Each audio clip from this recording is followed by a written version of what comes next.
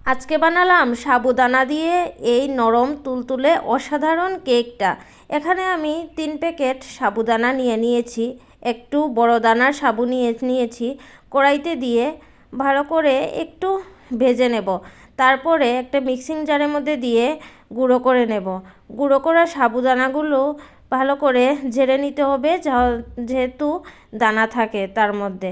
এখানে নিয়ে নিলাম আমি এই চিনি নিয়ে নিলাম, ব্রাউন চিনি নিয়েছি, আপনারা যে কোনো চিনি নিয়ে নিতে পারেন। এটাকেও ভালো করে গুঁড়ো করে নেব, নিয়ে ঝেড়ে নেব।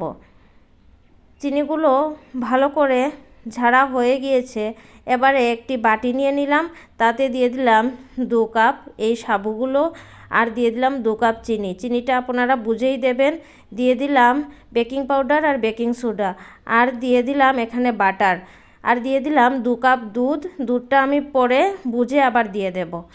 দিয়ে ভালো করে একটা নরম ব্যাটার বানিয়ে নিতে হবে। আর এখানে দিয়ে দিলাম একটু ফুড কালার, এটা সম্পূর্ণ অপশনাল, আপনারা চাইলে দিতে পারেন, না দিলেও চলবে। দিয়ে এই রকম একটা স্মুথ ব্যাটার বানিয়ে নিতে হবে। আর এদিকে একটা অ্যালুমিনিয়ামের মোল্ড নিয়ে নিলাম, তাতে একটু অলিভ অয়েল দিয়ে দিলাম। দিয়ে ভালো করে অলিভ অয়েলটা এই মোল্ডের চারিদিকে লাগিয়ে নিলাম। লাগিয়ে বেকিং পেপার দিয়ে দিলাম, দিয়ে তার মধ্যে এই ব্যাটারটা দিয়ে দিলাম।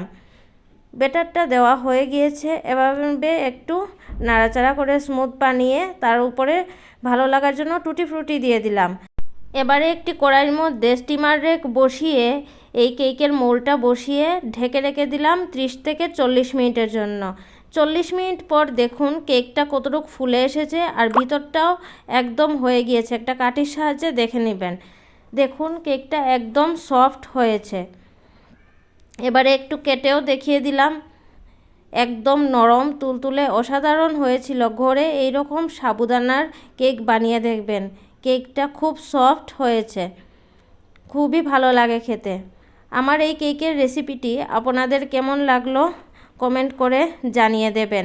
আমার রান্নাগুলো যদি আপনাদের ভালো লাগে তাহলে আমার চ্যানেলটিকে সাবস্ক্রাইব করে পাশে থাকবেন।